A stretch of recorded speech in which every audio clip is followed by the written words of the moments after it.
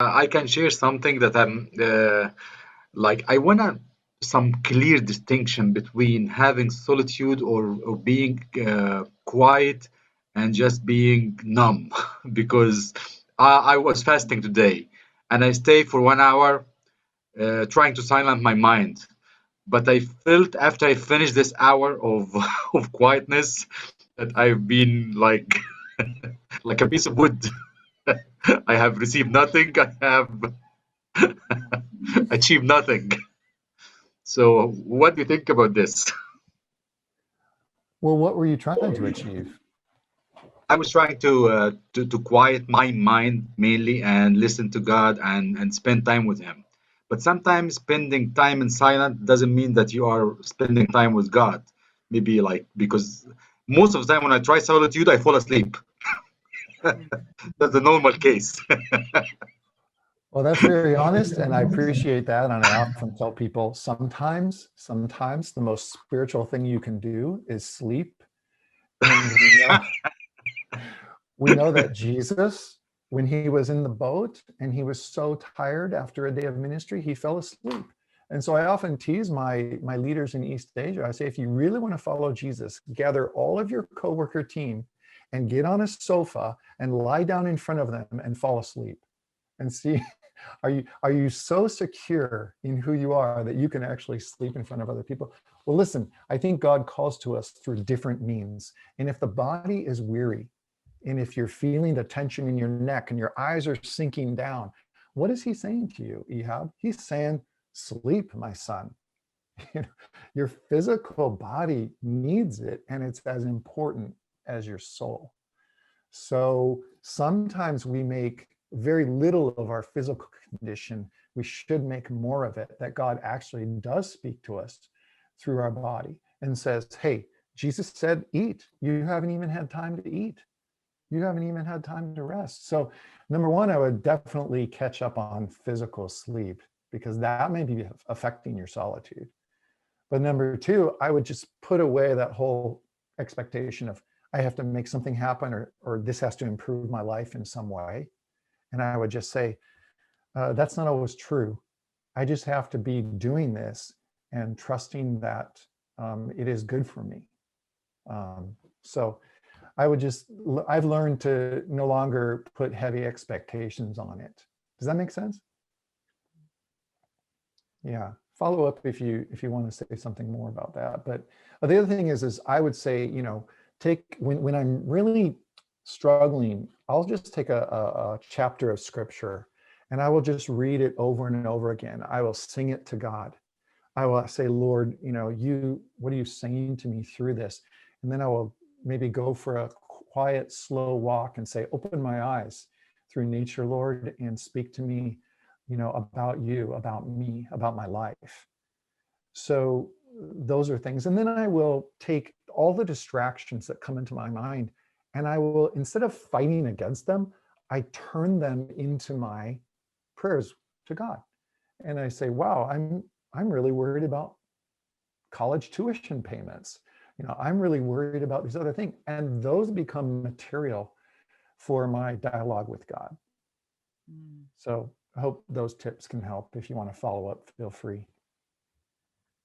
Anyone else? Just hit space bar and talk if you want to say something. I just want to say I really appreciated the way you have, you shared your experience and then Robert his and then Lisa hers. It was so good because that way we're not thinking like, oh, here is what you must do. It just shows the flexibility of all this and how it can just look different for different people. But I really liked Lisa's style. So we did that years ago one time, and it was really a real joy. But we haven't done it since, so I'll have to see if I can start a group. That was Yeah, I really guess what's helpful. great about that is the biggest battle is starting. And so here you've got a group of people who say, I'm on this path. And if you want to be on this path, join us. And so you go out and yet you're in solitude. So it's just a friendship, accountability, and it's great. Anyone else? Thoughts or reflections? Well, I appreciated this, Brent. It's a real treat to be able to see Robert and also to hear from Lisa.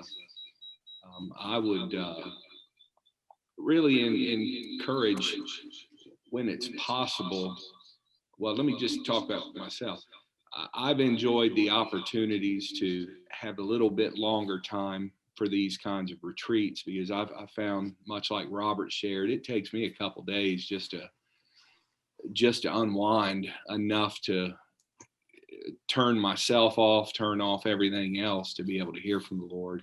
In my case, I'm blessed. I do a 2-week hunting trip every year with my dad, my brothers, and some of the fellas. And it's nice to put meat in the freezer, but that's not the primary purpose. I make the trip. I look forward to carrying my Bible up the mountain, and while I'm sitting on my stand, just seeing what's happening around me in nature and spending time with the Lord. And then thankfully, most of the fellas I hunt with are godly brothers that love the Lord, and being able to interact with them in the evenings is a blessing. So that actually I've never thought of it this way, but it's very much kind of like what Lisa described. I mean, we have breakfast together, we head out in the woods at our stands, and in the evenings we get back together again. And I'm thinking now, what can I do next November to make this a little more intentional for me and for them? So thank you for these great ideas and the time together.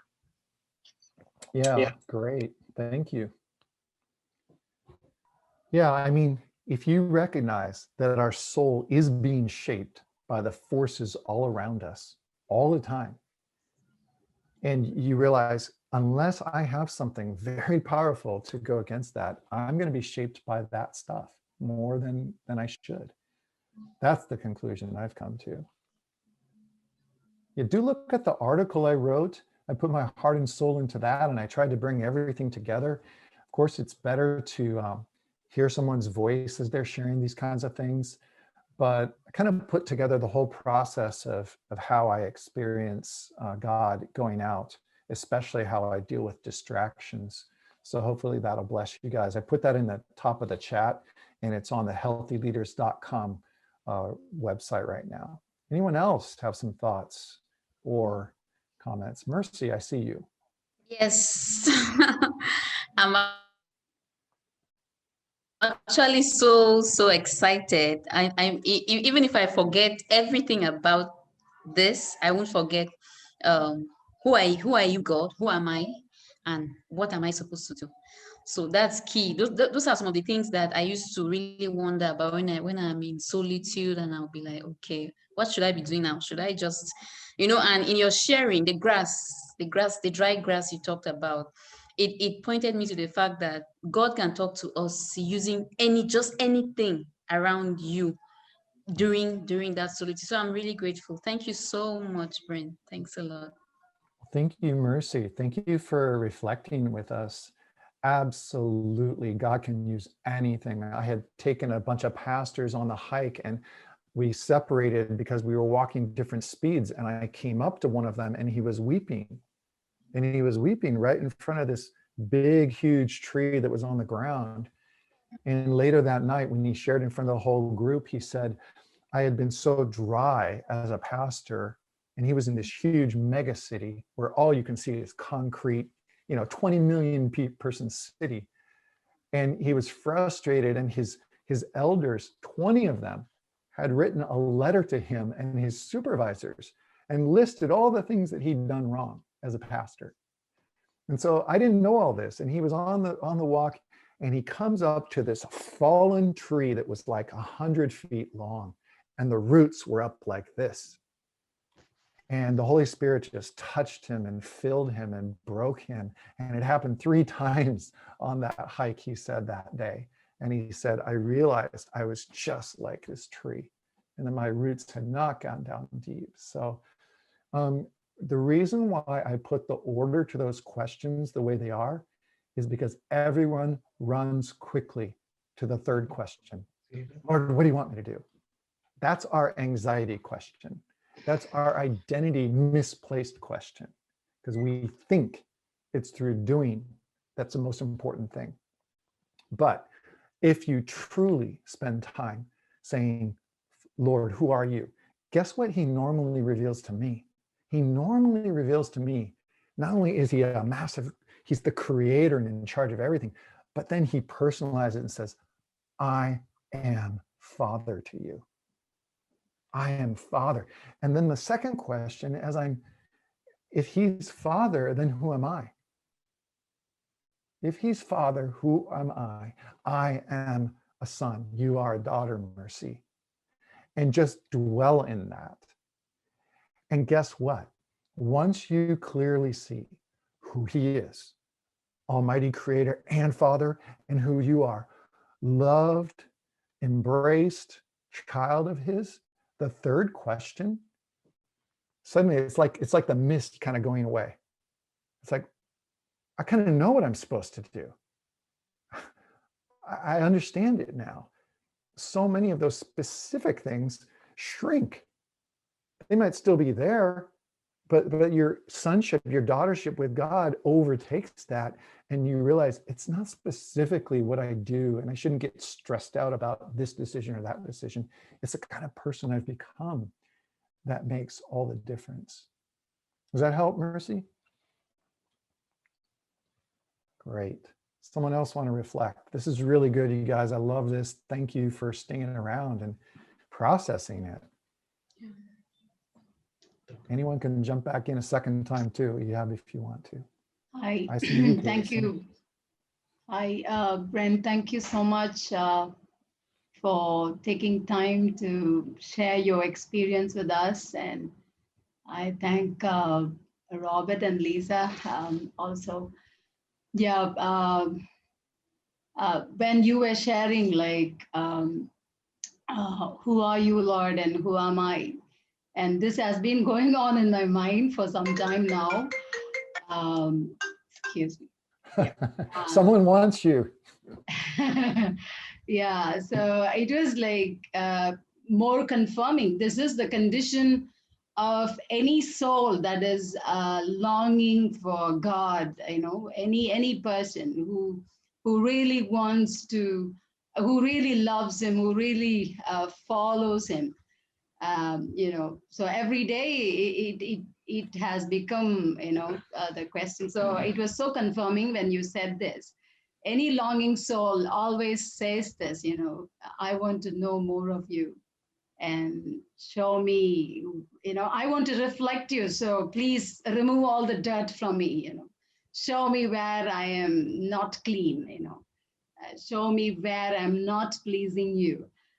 So that was really nice. And then as Mercy said, how God is speaking through things around us, that was also very powerful.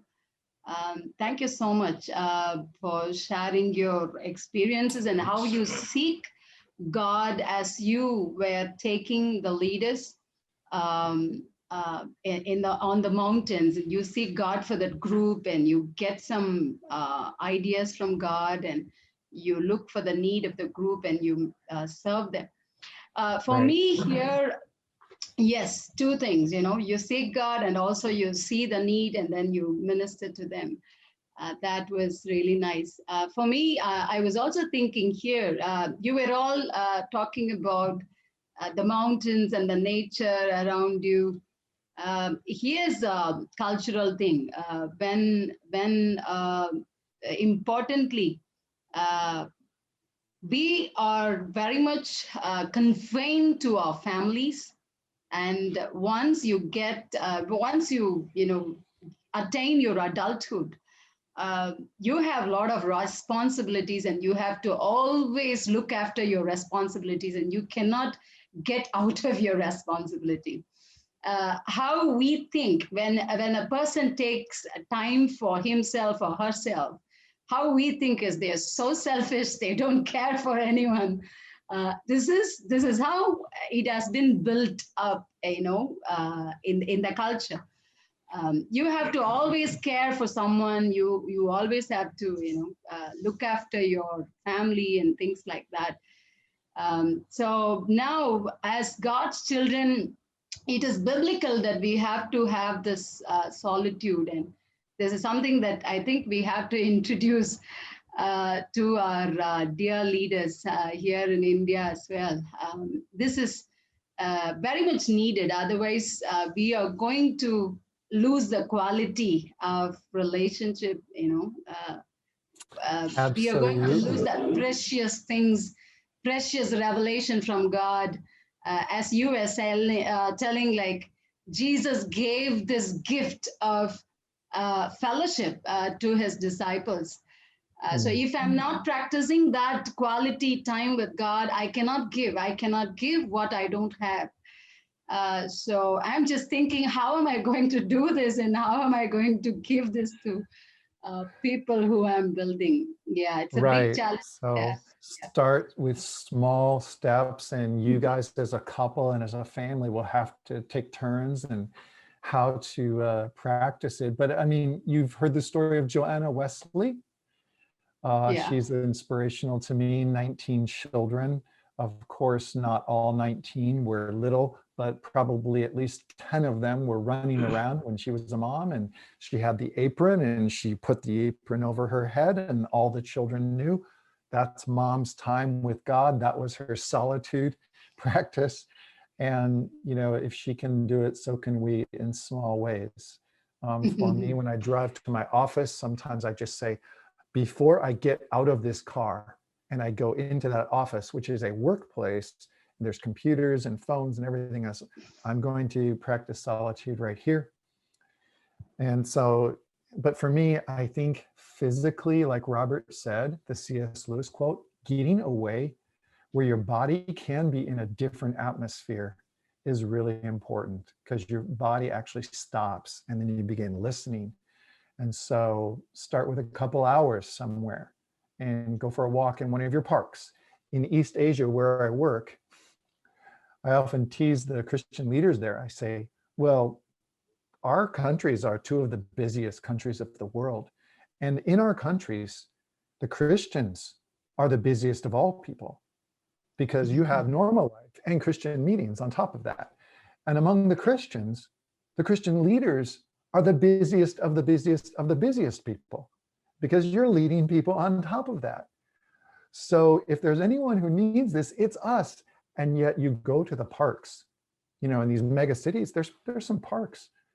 How many Christians do you see in those parks? Very few, very few. So Christians are not filling the parks because we're busy doing stuff that needs to be done. But I just challenge people to say, hey, shouldn't God's people of all people be putting themselves in that place? And here's the part of it I forgot to emphasize today. This has not become a normal practice for pastors or Christian leaders. It's always considered this kind of way out there, kind of monkish type of practice for certain special, super spiritual people. So if a young Christian came up to you and said, what should I do to grow as a Christian? We all have the standard answers. Go to church, read your Bible, pray, and share your faith, and maybe one other. And for a Christian leader, you know, we might say a couple more things. But why isn't solitude in the core of the core? Regular disciplines. And I think it's because we live in a culture of hundreds of years of Christian leaders not knowing about it, not practicing it. There's no mentors. There's no one saying, hey, Bill has this regular practice called solitude. Well, I guess it's a normal thing for leaders to do. Maybe I should do it. I mean, this is how the quiet time idea has so permanently infected our Christian culture. It became important, or witnessing. But still, solitude is kind of out there. My call to Christian leaders is, once you go into leadership, this needs to be a pillar. This needs to be a pillar in your life, one of them. And because it's so shaping in all the ways that everyone today talked about. So let's bring it into the center. Let's make it real in our life. And then guess what? You don't even need to teach about it. You're modeling it in front of people, and you talk about it as a normal part of your life. You go, oh yes, when I was on my solitude day, or yeah, when Wednesday I can't come, I'm on solitude. Hey, everyone goes, hey, What are you talking about? Is that something you do regularly? Yeah. And then you share out of your life experience. And it's not perfection. It's not a 7-day silence retreat at Robert's level, but it's real. And then you say, you know, I was alone for an hour. It was really hard, but it was really good for me. And so I'm saying, let's change this culture. Let's bring leader care for ourselves into the center. And this is one of Jesus's practice. We're his disciples. Do we follow his way of life or not? I mean, we say we're his disciples, but then we go, oh, this thing, yeah, that's over there. Only a few Christians do it. No, I'd say we're missing a huge thing. I see Miriam wants to talk. Go ahead, Miriam. Yes, I really want to say thank you, Brent. Thank you, Robert and Lisa, for sharing your life experience on how to do solitude. You know, a lot of things stood out for me. You know, one of the things that you share when you said in solitude, you clearly know about yourself. And then when Lisa shared also that one of the prayers she usually make to God is that, Lord, give me a deeper longing and a desire for you, to love you and to also be loved by you. And this has always been a desire in my heart, you know, and a prayer.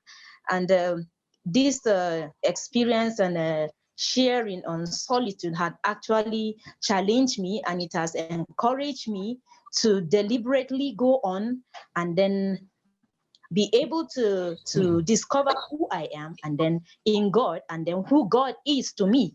You know, I think when Mercy shared, you know, one of the statement you made that really stood out was when you said, when you have a solitude, you always ask God, Lord, who are you? And then who am I to you? And the question that God always gives is that he is the creator. He loves us, you know, and we are his children. This is a great encouragement and a deep insight for me, you know. So we are really, really grateful for sharing your time, your life experience, and to actually help us to become more healthy leaders deliberately. Thank you, Brent. Thank you, Miriam. Yeah, I'm a dad. I have 4 kids. And guess what? They never get tired of hearing me say, I love you, or I'm proud of you, or come here and rest. And I don't get tired of saying it. So this idea, you know, like, oh, I know God loves me, or, you know, I have faith in God and now I get on with my life. Hey, it's a relationship. So hearing it often and putting yourself out there is wonderful. It really is. And by the way, the older I get, the more simple my discipleship gets. You know, I've whittled it down to those 3 big questions, and all of my discipleship is based on those. Everything. You know, maybe when I get older, I'll come down to 1 question, and maybe Bill can tell me what that question was going to be. But so yes, I think have a personal model that follows the Bible in some way. It doesn't have to be perfect. It just has to be there. And I think these are core things for us to tell our people. They're overwhelmed with all the things a Christian needs to do and be. So I think it's going to enhance the quality of our leadership when we focus on those things. In the end, remember when Jesus talked to Peter at the very end? And he'd had 3 years of theology class with Jesus. He'd been in the practicum preaching tours, right? He'd been in the character talks on humility and all that stuff. And yet he failed. He failed to confess Christ, to say he knew him, to follow him all the way. And there he is in his post-resurrection regret, right? I failed as a leader. I'm going fishing. And watch what Jesus does not do. He doesn't give him the lecture. Why aren't you busy about the Great Commission? Don't you know all the theology I taught you? He simply asks him the question, Peter, do you love me more than these things? So if that's what Jesus most cared about at the end of his discipleship training program, it reveals his ultimate goal. It reveals his ultimate goal is love. In loving God and being loved by him. And so how does that happen? I know Billy Graham at the end of his life said, if I did it over again, I would tell Jesus I would spend more time alone with him and tell him I love him. He also said I'd spend more time studying and more time with my family. But I take these things to heart. Life is short. We don't have a lot of ministry opportunities. When you add them all up, the question is, what's the quality of them going to be?